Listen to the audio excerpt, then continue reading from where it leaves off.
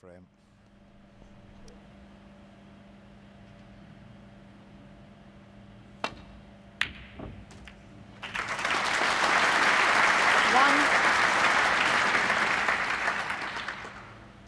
I think those are the key shots these days, John, knocking the long ones in, aren't they?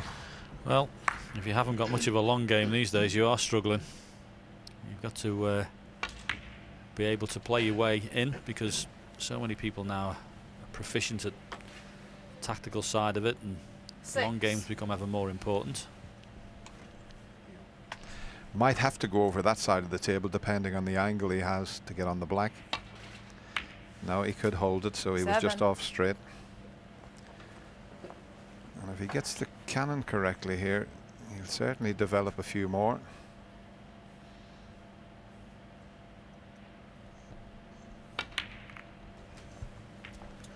Yes, he was always just going to play on that red immediately above the black there, just to leave this single 14. Red. Of course, he'd be trying to leave an angle again to 15. Come into the pack. There's actually a really nice gap in that pack as well. If he can get the cue ball right in the middle of that with pace, he'd be very unlucky not to be on anything. So that's the one you mentioned, John, but he's decided just to flick the red. But he's going to have to go into them this time. But I thought he was going to play the 22. Shot you suggested there. Yeah, interesting choice of shot that, actually, because you think, you know, why not go there? You got the perfect angle, play it then. But John's down there hitting the shot, so once he's potted this, he's got to hope he gets an angle on it. 23.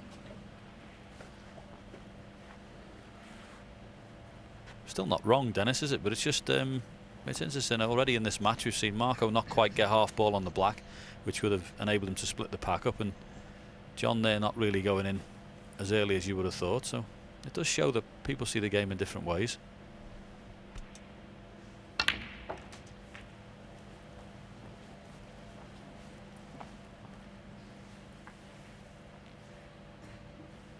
$30.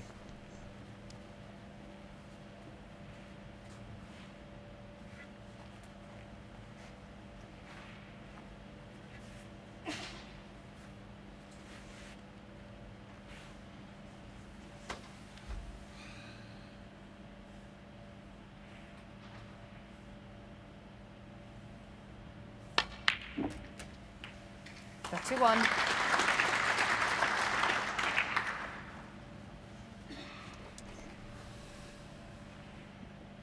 Don't know if he can hold for that red to the right of the pink.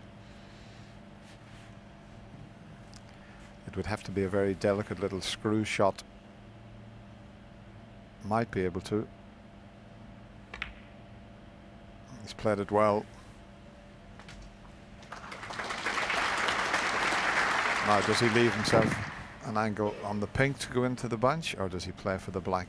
36. Got a choice here. As you said, John, it just depends how the player's feeling, and certain players do it differently to others. 37. Yes, I hate to sound like Willie Thorne, but I can assure you that O'Sullivan or Hendry would have been straight into that pack at the first opportunity to open the balls out. There's nothing wrong with the way John's played this, because ordinarily he'd be straight into the pack as well, but just needs a good white now.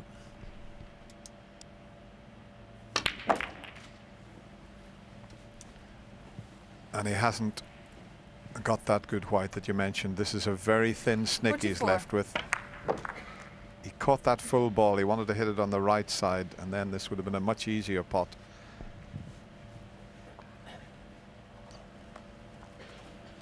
He's a bit close to that red, and it's quite a thin cut into the left corner.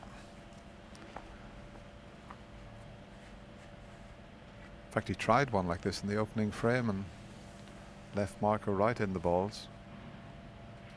Can he pull it off this time? Yes. Might even pot the other one. Now then, he needs a good blue. 45 in front. If the blue goes in, he'll take this second frame. If it doesn't, Marco will be right back with a good chance.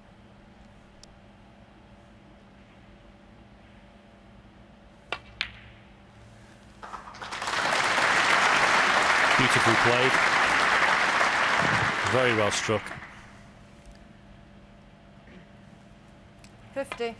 Cued straight through that one, right in the centre of the pocket. And the one thing about that, Dennis, knocking that red over the pocket, he knew there was no other shot but to play the blue, wasn't there? So you can focus your mind 100% on that shot. 51. Still had to knock it in, of course, and it was wonderfully played.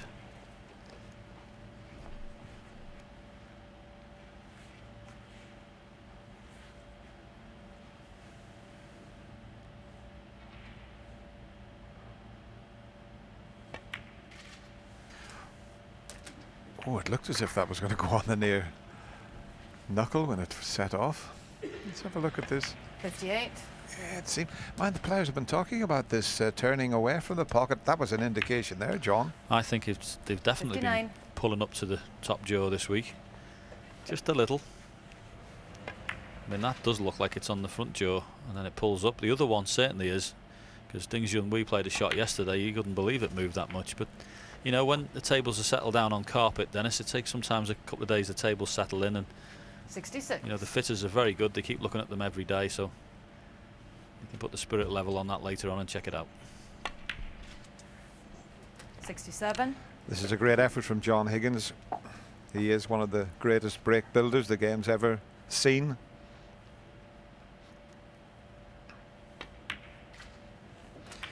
There's only Stephen Hendry and Ronnie O'Sullivan ahead of him in the century department. But John has 74. made 382 in his illustrious career. 75.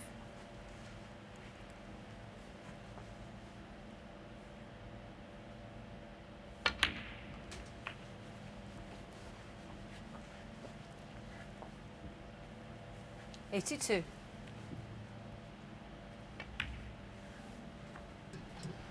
83.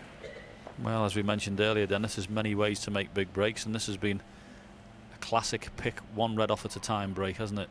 A lot of times, as I mentioned earlier, he could have gone into the pack. And a fabulous shot that is. Slightly hampered by the pink, but this 89. has been a real top-class professional contribution. 90. Highest break here this week in the Masters is young Judd Trump. Had a break of 1, 2, 3.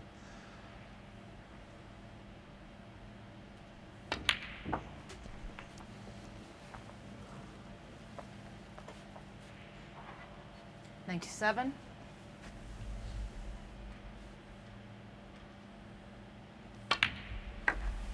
98.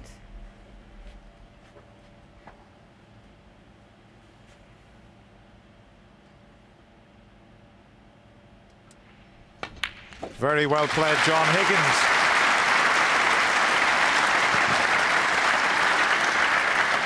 The crowd always love to see a century, and that's his 383rd century break. And the 9th of this year's 106. Masters. It's been a great effort, John, hasn't it? Fabulous break, Dennis, and it shows the importance there.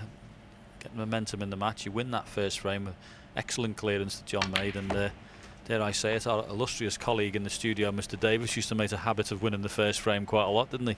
And of course it gets you into the match, and he's going to put his opponent Marco Fu on the back foot with this contribution. So Marco's sitting there and knows he's 2-0 down. 115.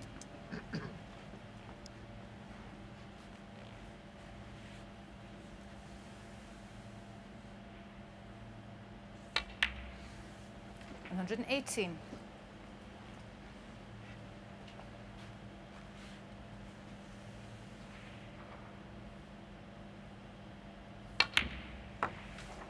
122.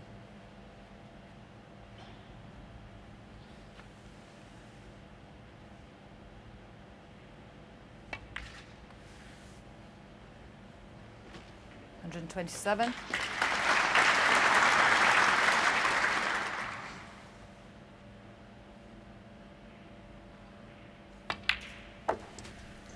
133. Fantastic effort by John Higgins. And that total clearance, a break of 140, puts him in line for the £10,000.